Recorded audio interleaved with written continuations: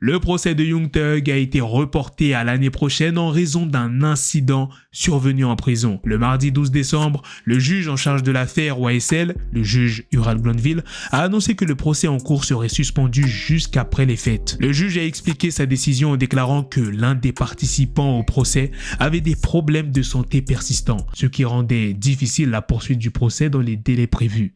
Selon le reporter des affaires juridiques, Megan Cunniff, le procès reprendra le 2 janvier 2024. Pour le moment, on ne sait pas comment cette décision affectera l'issue du procès de Young Thug. Le report du procès fait suite à un incident survenu en prison où l'un des co-accusés a été poignardé. Shannon Stillwell, co-accusé dans l'affaire YSL Rico, a été poignardé à la prison du comté de Fulton le dimanche 10 décembre. Suite à cette attaque, le procès YSL n'a pas pu avoir lieu comme prévu le lundi 11 décembre. Le mardi 19 décembre, des fans new-yorkais de Young Thug ont commencé à partager des clips sur internet montrant un panneau d'affichage numérique portant l'inscription Free Jeffrey, accompagné d'une image de Thug en train de prier dans sa cellule. Le panneau affichait également l'acronyme présumé derrière le nom de Thug, Truly Humble Under God, que son avocat avait mentionné pour la première fois lors des déclarations ouvertes du procès en novembre. Le panneau semble être attribué à la société de divertissement TSX qui possède une scène à Times Square, ainsi qu'au blog STLVS Hip Hop. La page Instagram officielle de YSL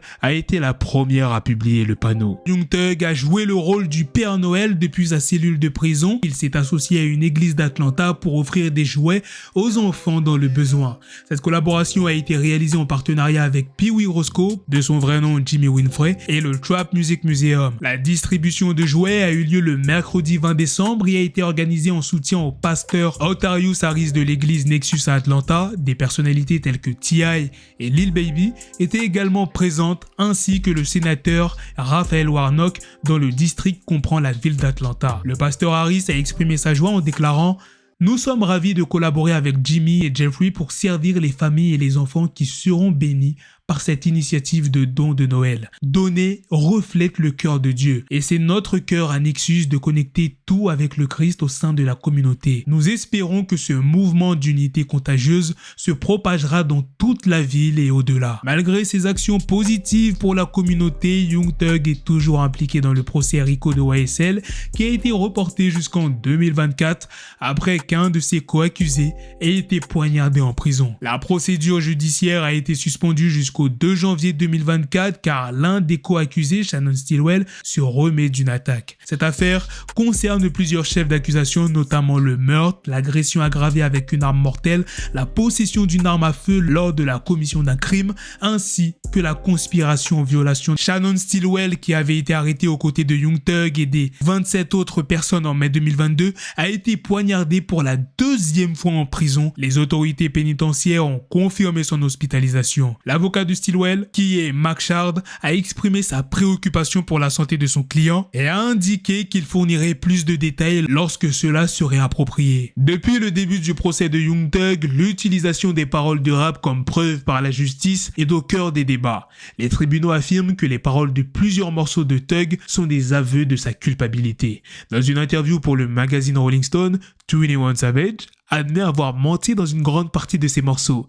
Il déclare « C'est juste ce qui me passe par la tête. Certaines paroles sont basées sur la vie réelle, mais la plupart sont juste des histoires inventées. C'est de la putain de fiction. » Cette admission fait suite à celle de Fat Joe qui avait également avoué avoir menti dans 95% de ses morceaux. L'interview a également abordé la relation étroite entre 21 Savage et son collaborateur Drake. Lorsqu'on lui a demandé de parler de ses amitiés masculines, 21 Savage a répondu de manière intrigante. « Je pense que décrire les amitiés masculines est assez particulier. » Il a ensuite ajouté que des paramètres émotionnels étaient nécessaires lorsqu'il s'agit d'évoquer des amis masculins spécifiquement. Cependant, tout le monde n'applaudit pas la proximité entre 21 Savage et Drake. Kodak Black, lors d'une apparition sur Drink Champs, a exprimé son mécontentement et a affirmé que 21 Savage avait changé depuis sa collaboration avec Drake. Il avait déclaré « Drake a un certain effet sur les gens. Après l'album qu'ils ont fait ensemble, tout d'un coup, ce type se comporte de manière puérile. Il l'exprime ouvertement sur les réseaux sociaux comme s'il n'avait jamais eu de connexion avec moi. Lorsque 21 Savage a pris connaissance des commentaires de Kodak Black, il a réagi de manière assez explicite en postant de nombreux emojis représentant des mensonges sur un extrait de l'interview de Kodak Black. L'année 2023 n'a peut-être pas été la meilleure année pour Drake. Malgré la sortie de son dernier album, For All the Dogs, il semblerait que cet opus ne soit pas à la hauteur de ses précédents succès. En comparaison avec le reste de sa discographie impressionnante, cet album est considéré comme plutôt moyen par de nombreux critiques et il ne marquera peut-être pas l'histoire de la musique. Cependant, les fans européens peuvent se réjouir d'une excellente nouvelle. Drake prépare une tournée mondiale pour l'année 2024 juste après sa tournée avec 21 Savage pour leur album Her Loss. Lors d'un live sur la plateforme Stake, Drake a révélé ses nouvelles résolutions pour 2024 suite à une question d'un fan américain. Drake a immédiatement annoncé son intention de faire une tournée mondiale. Il a même déclaré « Je vais définitivement faire une tournée en Europe l'an prochain ». Il a précisé que la tournée débuterait dès le mois de janvier et qu'il prévoyait de visiter plusieurs pays européens dont l'Italie et l'Albanie entre autres. Bien sûr, une tournée européenne de Drake laisse présager un passage en France, probablement à Paris. La dernière fois que Drake s'est produit à Paris, en 2019, son concert à Bercy a été mémorable. Se demandera-t-il s'il est temps de viser encore plus grand? Peut-être un concert au Stade de France cette fois-ci. L'été 2020 a marqué une nuit tragique pour Tory Lanez et Megan Thee Stallion lorsque le rappeur aurait tiré sur la rappeuse après une altercation. 3 ans après ces événements, Tory Lanez a été condamné à une peine de 10 ans en août. Malgré sa détention, Tory Lanez a toujours proclamé son innocence et a maintenu sa position. Il a déclaré qu'il n'avait jamais laissé les épreuves l'intimider, qu'il ne se laisserait pas intimider par une peine de prison et qu'il était déterminé à prouver son innocence. Les avocats de Tory Lanez ont tenté de demander sa libération sous caution, mais la justice a rejeté leur demande.